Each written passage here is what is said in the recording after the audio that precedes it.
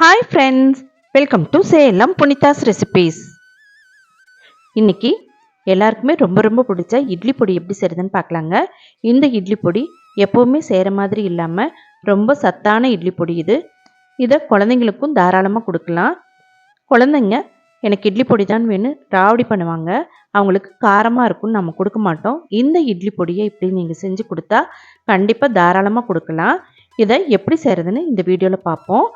வீடியோக்குள்ளார போகிறதுக்கு முன்னாடி என்னோடய சேனலை யாரெல்லாம் சப்ஸ்கிரைப் பண்ணலையோ அவங்களாம் தயவுசெய்து சப்ஸ்கிரைப் பண்ணுங்கள், லைக் பண்ணுங்கள், ஷேர் பண்ணுங்கள், கமெண்ட் பண்ணுங்கள். வாங்க வீடியோக்குள்ளார போகலாம். என்னோட ஸ்டைலில் இட்லி பொடி எப்படி அரைக்கிறதுன்னு இன்றைக்கி பார்க்கலாங்க. இந்த இட்லி பொடி எங்கள் வீட்டில் எங்கள் பசங்களுக்கு ரொம்ப ரொம்ப பிடிக்கும். இதை மட்டுமே தான் சாப்பிடுவாங்க. எங்கே போனாலும் வேறு பொடி பிடிக்காது. என்னையே தான் செஞ்சு கொடுக்க சொல்லுவாங்க. எங்கே போனாலும் எடுத்துகிட்டு போயிடுவாங்க. நான் எப்போவுமே இட்லி பொடி அரைக்கிறதுக்கு துவரம்பருப்பு, பாசிப்பருப்பு கண்டிப்பாக சேர்த்துவேன். இது கூட இன்றைக்கி பாதாம், முந்திரி, பிஸ்தாவும் சேர்த்து பாருங்க. இது வந்து குழந்தைங்களுக்கு கொடுக்கலாம், ரொம்ப ஹெல்த்தியாக இருக்கும். எவ்வளோ சேர்த்துறதுன்னு பார்க்கலாங்க. அரை கப் அளவுக்கு துவரம்பருப்பு, அரை கப் அளவுக்கு பாசிப்பருப்பு, 1/4 கப் அளவுக்கு கடலைப்பருப்பு, 1/4 கப் அளவுக்கு உளுத்தம்பருப்பு. இது கூட ஒரு 10 மிளகாய், வரமிளகாய் சின்ன சின்னதாக தான் இருக்குது. குழந்தைங்களும் சாப்பிடணுங்கிறதுக்காக நான் கம்மியாக தான் போடுறேன்.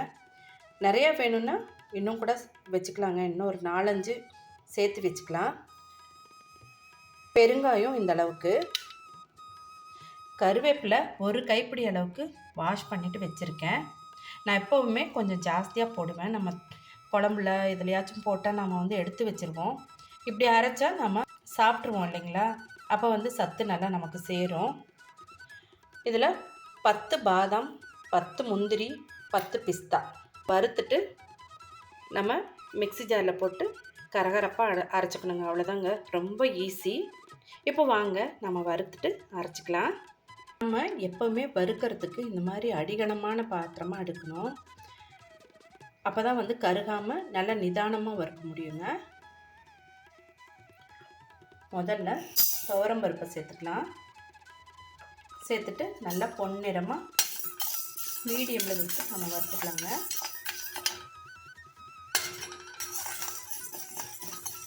பாருங்கள், ரெடி ஆகிடுச்சு. எடுத்துடலாங்க. இதே மாதிரி பாசிப்பருப்பு, கடலைப்பருப்பு, உளுத்தம்பருப்பு எல்லாத்தையுமே வறுத்துக்கலாம். வறுத்துட்டு நான் காட்டுறேன்.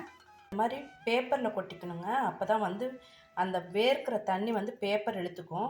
பிளேட்டில் போட்டால் அது அப்படியே இருக்குங்க, நமக்கு வந்து சரியாக வராது. பாசிப்பருப்பும் ரெடி ஆகிடுச்சுங்க. இப்போ நான் கடலைப்பருப்பையும் உளுத்தம்பருப்பையும் சேர்த்து வறுத்துட்ருக்கேங்க. இது கூடவே நம்ம வந்து அந்த நட்ஸையும் சேர்த்துக்கலாம். ஏன்னா பாதாம் வறுபடுறதுக்கு கொஞ்சம் லேட் ஆகும். இப்படியே போட்டுட்டா அதோட சூட்லேயே அதுவும் சீக்கிரமாக வறுபட்டுருங்க. இப்போ பாதி அளவுக்கு வறுபட்டுருச்சுங்க. இப்போ வந்து நம்ம முந்திரியும் சேர்த்துக்கலாம். சிம்மில் தான் வச்சு வறுத்துட்ருக்கேன். பிஸ்தா வந்து கொஞ்ச நேரம் வறுத்தாவே போதும். இப்போது அதே வானிலையில் ஒரு 1/4 டீஸ்பூன் அளவுக்கு எண்ணெய் சேர்த்துட்டு பெருங்காயக்கட்டி சேர்த்து வறுத்து எடுத்துக்கலாங்க. அதே வானிலையிலேயே மிளகாயும் சேர்த்துட்டு லைட்டாக கருகாமல் வறுத்து எடுத்துக்கலாங்க. கருவேப்பிலையும் சேர்த்துட்டு நல்லா மொறுமொறுன்னு ஆற வரைக்கும் வறுத்து எடுத்துக்கலாம். இப்போ எல்லா பொருளையும் வறுத்து ஆற வச்சாச்சுங்க. இப்போ மிக்ஸி ஜாரில் சேர்த்துக்கலாங்க. தேவையான அளவு உப்பையும் வறுத்து சேர்த்துக்கலாங்க. இதை மிக்ஸி ஜாரில் சேர்த்து நம்ம அரைச்சிக்கலாங்க. கரகரப்பாக அரைச்சிக்கலாம். இது 2 பேட்சாக அரைக்கணும். கொஞ்சம் நிறையா இருக்கிறதுனால நான் இதை 2 பேட்சாக அரைச்சிக்கிறேங்க. பாருங்கள், இந்த மாதிரி அரைச்சிட்டாவே போதும். எல்லாத்தையுமே அரைச்சாச்சுங்க. இப்போது ஆற வச்சு நம்ம எடுத்து வச்சுக்கலாங்க. இப்போது நல்லா ஆறிடுச்சுங்க. இந்த மாதிரி ஒரு பாட்டிலில் போட்டு எடுத்து வச்சுக்கலாம். ரொம்ப நாளைக்கு டேஸ்ட் மாறாமல் நல்லா இருக்கும். இப்போது இட்லி பொடியை இட்லிக்கே வச்சு சாப்பிட்டு பார்க்கலாங்க எப்படி இருக்குன்னு. சுட சுட இட்லி. இது கூட நம்ம இட்லி பொடியை வச்சு நமக்கு என்ன எண்ணெய் விருப்பமோ அந்த எண்ணெயும் சேர்த்து கலந்து சாப்பிட்லாங்க. பாருங்க, பொடியை போட்டாச்சு. எங்கள் பசங்க தேங்காய் எண்ணெயும் ஊற்றி சாப்பிடுவாங்க. ரொம்ப நல்லா இருக்குமான்னு சொல்லுவாங்க. நான் வந்து நல்லெண்ணெய் இல்லைன்னா நெய் வந்து ரொம்ப நல்லாயிருக்கும், எனக்கு ரொம்ப பிடிக்கும். இப்போ நான் நல்லெண்ணெய் தான் சேர்த்துருக்கேங்க. சேர்த்துட்டு நல்லா கலந்துக்கலாம். கலந்துட்டு நம்ம இட்லியோட தொட்டு சாப்பிட்லாம். எப்படி இருக்குன்னு பார்க்கலாங்க.